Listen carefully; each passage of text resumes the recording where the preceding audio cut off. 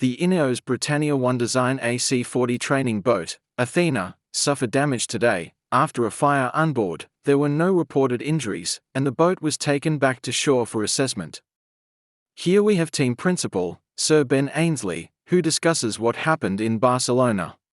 Yeah, difficult day for the team today. We had an electrical fire on board one of our AC40 yachts about 25 miles north of Barcelona. It always seems to be the case with these kind of incidents that happen a long way from home. Very, very difficult to manage these electrical battery fires in any circumstance, let alone on a 40-foot yacht out to sea. So the team did a really, really great job to get on top of the situation.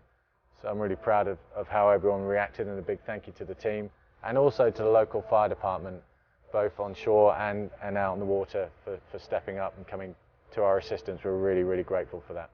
We've got the boat back to the dock now, and we need to assess the damage, figure out just how much damage has occurred and what that means for the program over the coming weeks. Nevertheless, it's been another really positive week for the team on the water, getting some really useful two-boat sailing together, learning a lot about these boats, the nuances, the techniques involved of maximising the performance. We know that will help us in the long run this summer with Race Boat 3 in the America's Cup.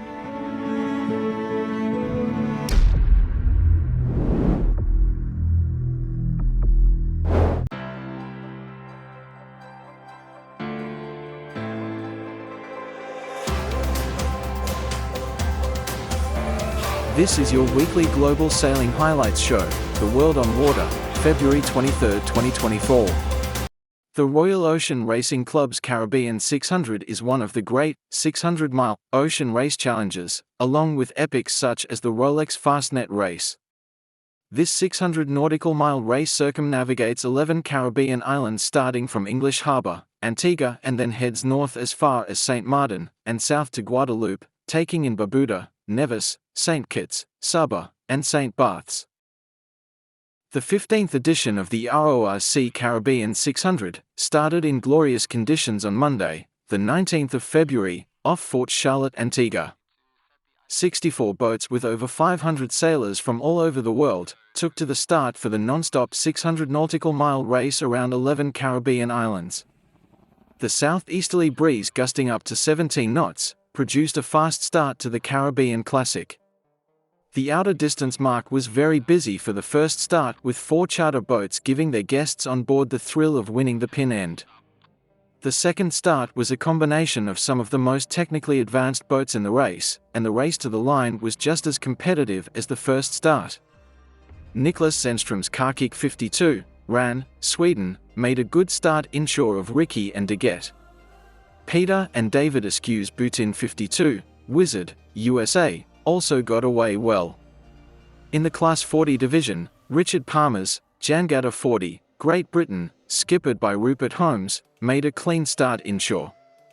James Mahew's Tequila and Mathieu Jones, Alternative Sailing, Constructions du Bellon, France, also got away to a flyer.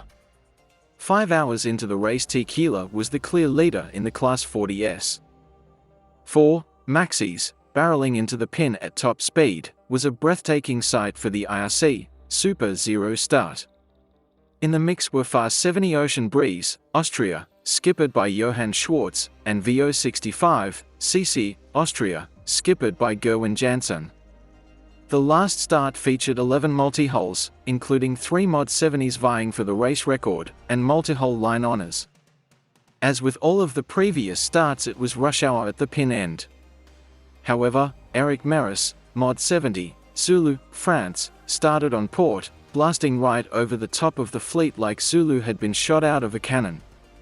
Adrian Keller's Irons 84, Allegra, Switzerland, got a great start at the pin end. Approximately 5 hours into the race, the leader on corrected time in IRC2 is Peter McQuinney's JPK 1080, in theory of the USA. The leader for IRC1 was Richard Fromentin's JPK 1180, Cocody, France. Joel Aronson's Hylas 49, Rule 1, USA, was over the line but returned to start correctly.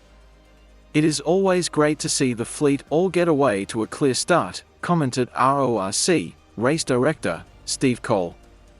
The RORC race team will be monitoring the fleet 24/7 and will bring you updates as they come to hand.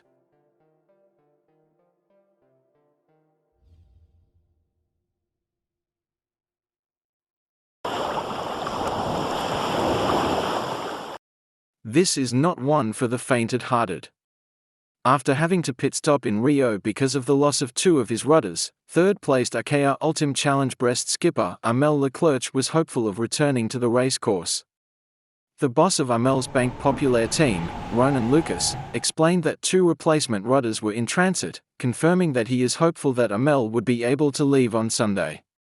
Two rudders are being transported by the team to the Brazilian port. These are substantial pieces. It was not easy to get them to Brazil, he explained, thanking the French embassy in Brazil and the Ministry of Foreign Affairs for facilitating their task.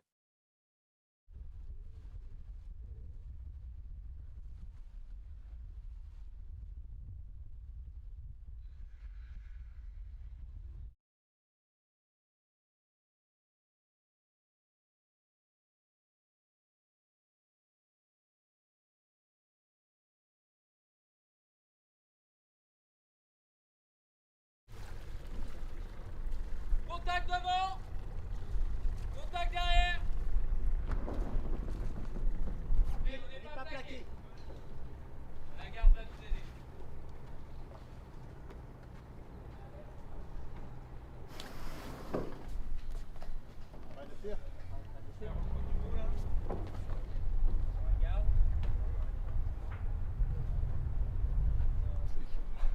On a morflé un peu. Ouais. Ouh. Putain, après le Cap Horn, hein. Ouais, c'était chaud. On a pris une dep, ouais, c'était chaud, c'est monté à 45 nœuds, c'était 45 nœuds établis, 50 nœuds en rafale. On vient d'arriver à Rio pour une escale technique. J'ai eu deux avaries coup sur coup. La première d'abord sur le safran de flotteur bâbord, qui suite à un choc avec un gros morceau de bois, j'avais l'impression que c'était vraiment ça. Tout s'est arraché, le safran est parti. Mais on a décidé avec l'équipe de continuer la course parce que c'était encore maniable, le bateau était relativement safe, même si c'était un peu moins performant. Et puis malheureusement, hier après-midi, c'est le safran de la coque centrale qui lui s'est cassé sous charge. Et là, du coup, c'est devenu beaucoup plus compliqué, voire impossible de continuer la course parce qu'avec un seul safran sur un trimaran, c'est pas du tout confortable, voire même impossible. Et on a décidé donc de s'arrêter pour essayer de trouver des solutions pour partir le plus vite possible. Voilà, il faut de nouveau se reprojeter, il faut imaginer d'autres scénarios.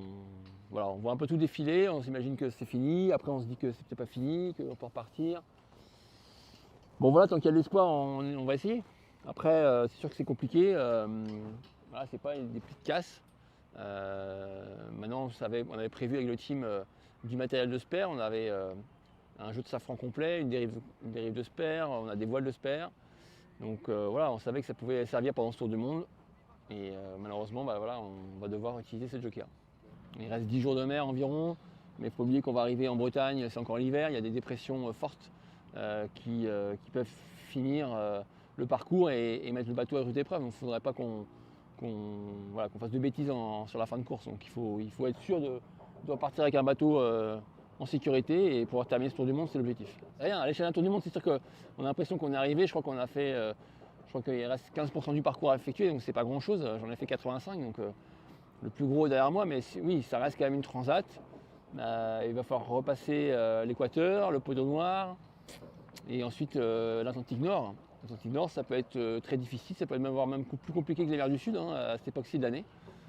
Donc on va y aller, déjà essayer de repartir le plus vite possible. Et après on verra, on essaiera de gérer toute cette fin de parcours parce qu'il faudra être concentré jusqu'à l'arrivée à Brest. C'est sûr que tant que la ligne d'arrivée n'est pas franchie, il peut se passer encore plein de choses.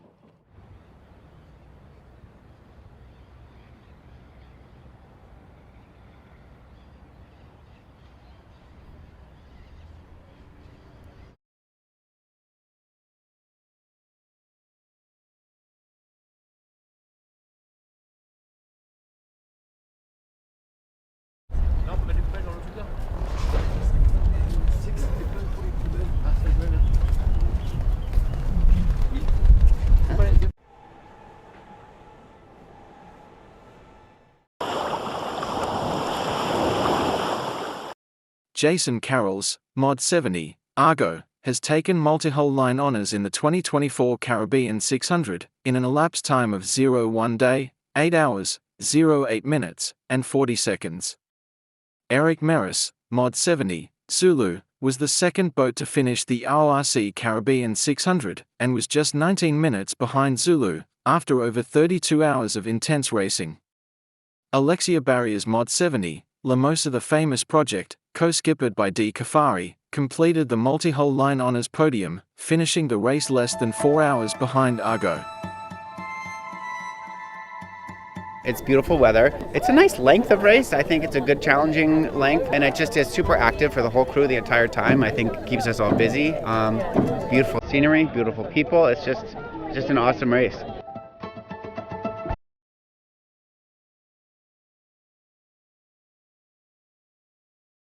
We thought we were going to catch them 3 or 4 times around the course, and every time we got close to them, they kept running away.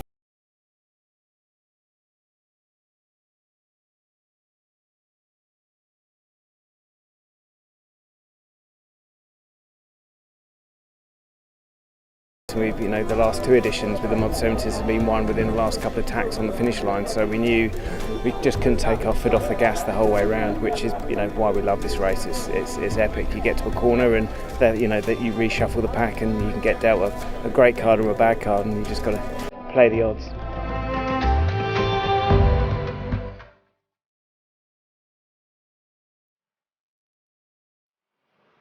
Our leg from Barbuda down to Redondo Rock ended up being a very, very blistering 125 two-wind angle reach with J1 and mainsail, and we are doing 35 to 40 as the seas slowly built. Almost next to one another, very fast, and then they managed to escape one more time. But that was a crazy leg. Very impressive. Kept us on our toes the whole time. Well done. We were definitely nervous.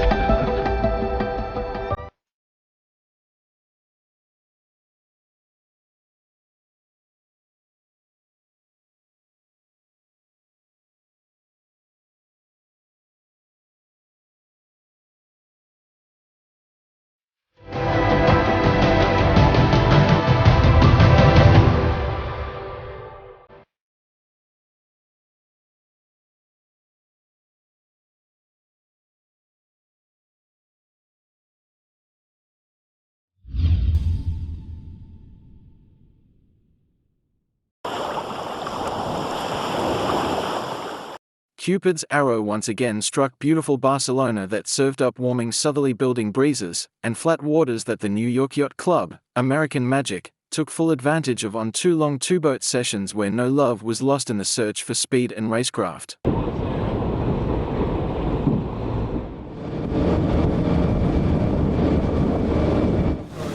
Terry Hutchinson, if I was going to describe the last couple of days of sailing, watching the Americans, efficiency would be the word I would use. You look like you've got the most out of both days that we've had so far. Yeah. First day we went out in that really tough offshore breeze, and we did a little bit of damage to Boat 1's rig, which was why we didn't get to 2-boat yesterday. So that was a bit disappointing. But yesterday they made the most of it, and today again I think we made the most of it. Got out there and met the breeze and did what we needed to do, and cycling through the sail stuff, the flight control stuff, all the things that go into racing the boats well. But you mentioned flight control. Then are the guys sailing the boat manually? They're not using the autopilot at this point. We're doing a combination of everything. So it's a gradual progression, and we know where we have to go. So might as well just start doing it. When we've been watching over the last couple of weeks, it's been very hard to detect any real difference between the performance of the 2 boats. Yeah. Very evenly matched. Today we saw something we thought was quite significant. The boat to leeward managing to claw its way up very close to the boat to windward going upwind. It's more on, it's a great observation, because I think it's actually more on port tack as you're coming into the beach. There's a little bit of a leeward boat effect with the wind. And if you go to the Wayback Machine, we saw a very similar characteristic in Valencia, and you see a very characteristic, race in the 52s here. That leeward right side is reasonably strong, and there's a crossover when you get far enough offshore that you don't get an acceleration down the beach, but it's very subtle. But in these boats, when you're going the speeds that they're going, it happens reasonably quickly. What are the parameters that the guys are playing with on the boats? What are you changing, other than just the sail trim? I guess cant angle, that sort of thing? Yeah, I mean, again, it's another good question because there's so many variables, and we're trying really hard to probably keep as much of the stuff locked in, and each adjustment is a quantifiable one, be it a cant angle or a sheet tension or a ride height, or one known. So every single time that we make an adjustment, you can quantify it in the performance of the boat. But Mother Nature is Mother Nature, and the thing that's awesome about these boats is you sail in a half a knot more wind speed, and it's exponentially that much better. It's not just a half a knot of boat speed. The boats accelerate, they go faster, and so yeah. I mean, it's fun to see and it's fun to watch. I mean, it's impressive when you contemplate where we've come from with two-boat testing and the Wayback Machine and the version 5 boats, and where you end up. I think our last week we did over 250 miles in 3 days, in only like 3.5 hours of sailing a day. So it's not like you're doing a lot of hours, but you're covering a lot of miles. So yeah, it's good.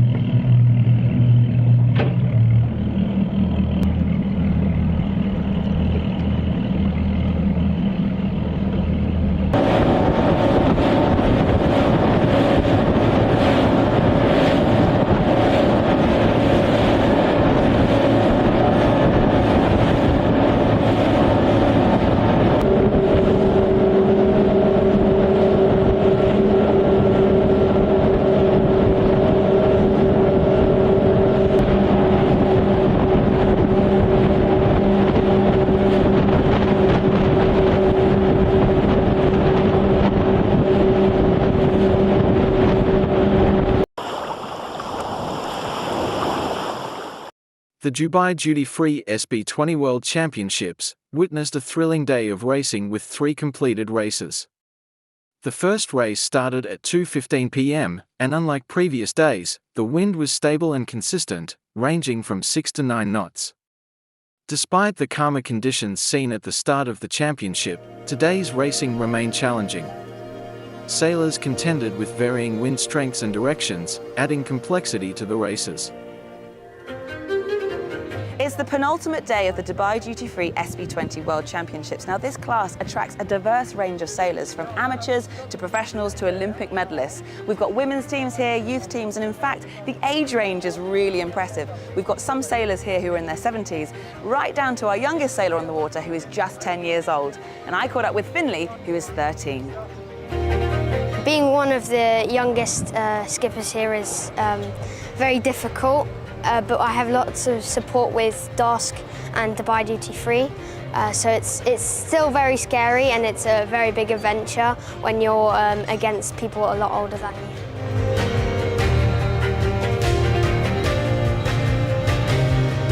Racing started a little later today as we were waiting for the sea breeze to fill in, and once that northerly wind of 6 to 9 knots arrived, it remained consistent throughout the day, and we had 3 races. As we go into our final day of racing, the fight in the top 5 is getting really close. We have the same overnight leaders of Kids Inc, but now just 12 points back to Desert Eagle in 2nd place, who are closing the gap. Rental Car are lying in 3rd overall, but just off the podium in 4th, and with their best day of results on the water, it is Australian team Porco Rosso. Plenty of opportunities still with only the one drop, so unfortunately we're carrying UFD, so we haven't quite got the opportunity to take the risk that we might like to, but yeah, still opportunities, particularly with these light conditions for only a shift or a bad start, and there's, as you say, opportunities for us to move forward. Have to look at the scorecard to see who the risks behind us might be, but yeah, sitting in a good spot. We had an amazing last race. First race we struggled a lot, we got also penalty, but I would say in the last 2 days, great days, we had a lot of fun and a very good organization. We are happy of hosting all these people here.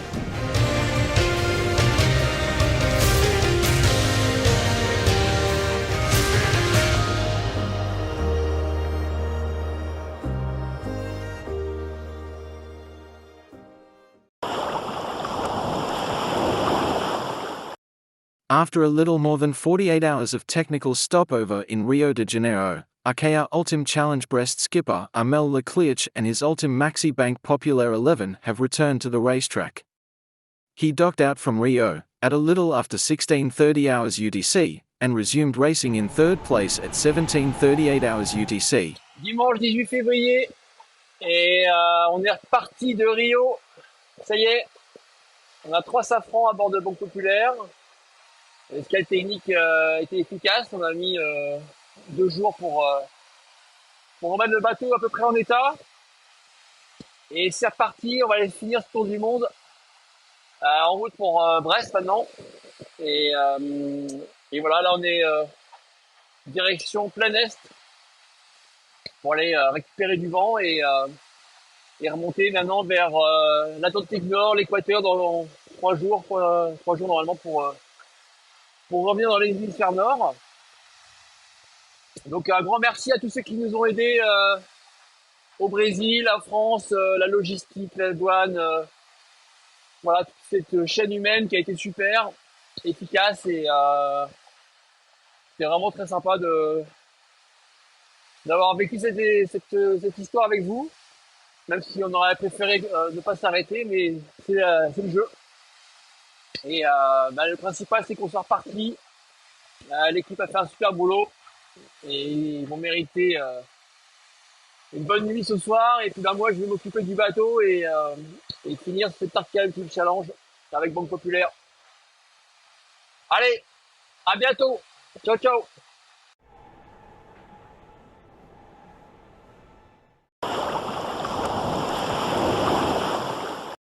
Everyone has been saying it's like a typical Lincoln race, with glamour conditions expected overnight. The 22-strong fleet set off from Adelaide last Friday afternoon, with the early finishes expected to arrive in the early hours of Saturday morning.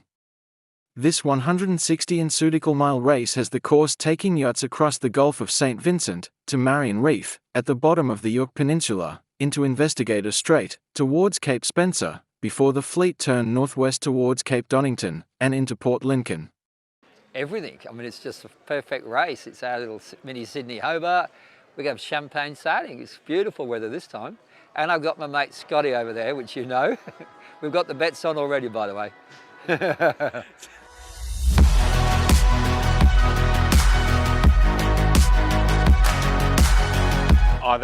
The team's awesome. A few new faces this year. Like to keep bringing new blood into the event and trying to increase its popularity. But the forecast is looking like a pretty standard Lincoln race, really. On the nose as we head out from the start, and then sort of freeing up towards Marion Reef, and then nice reach across the foot, and then on a spinnakers going to the finish. A little bit better than normal, I think, in terms of breeze-wise at the end on the current forecast. Maybe not a glass out like we normally get, but yeah. The forecast is showing that there will be a bit more breeze, but I'd expect it to be a little bit lighter. So it'll probably be coming from Dangerous Reef to Donington in sort of 7 to 8 knots of breeze. As per normal, it's a quality fleet with always going to be good competition when you come over here. Everything. I mean, it's just a perfect race. It's our little mini Sydney Hobart. We have champagne sailing. It's beautiful weather this time. And I've got my mate Scotty over there, which you know. We've got the bets on already, by the way. It's a typical Lincoln race, I reckon. And it'll be beautiful stars tonight as well, I reckon. No clouds to worry about, just a pair of shorts, I reckon. A little bit windier would help our boat, but yeah, it's a dream cruise across, we hope.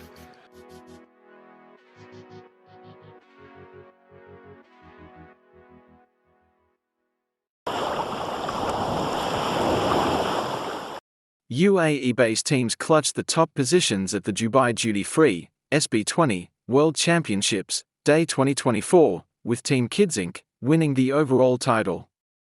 The Dubai Duty-Free SB20 Triple Sailing Championships came to an end after the grand finale of SB20 World Championships, with 5 days of thrilling races with Team Kids Inc. winning the final title. It's the final day with many a tight battle across the fleet, including in the youth and Corinthian categories. And it is super close in the top 3 for the final 2 races as we head out to find out who will be crowned the winners of the Dubai Duty-Free SB20 World Championships. Yeah, I am definitely proud about what we achieved here in Dubai, growing this fleet from 14 boats to 30 plus, and the World Championships hosted here, which are really at the international level, right? I don't really believe personally that it gets any better. We have really reached the right level of racing here in Dubai. The Wicked have given a phenomenal amount of support both to us and to the event as a whole.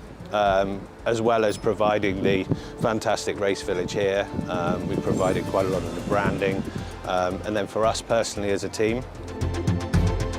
After a 13-race series and a closely fought battle for the podium, Super Bella takes 3rd place, 2nd overall goes to Desert Eagle, and the Dubai Duty-Free SB20 World Champions 2024 are Kids Inc. I think it's absolutely fantastic that we had a great diversity in terms of nationalities, sailors from 11 different countries, and to cap it all, to have a finish with Kids Inc., skippered by Shadad Bulgazi, and a women's team, and with Emirati sailors.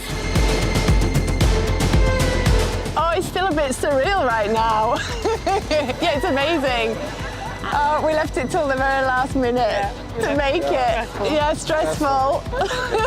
And now you just see like the tip of the iceberg, but we've been together for 2 months training, working, on the boat, on each other, working as a team. We went out, we didn't aim to win any race. We just wanted to do our best, in every race, and we did that. We never won a race. Never. So it just shows you never have to go out thinking to win.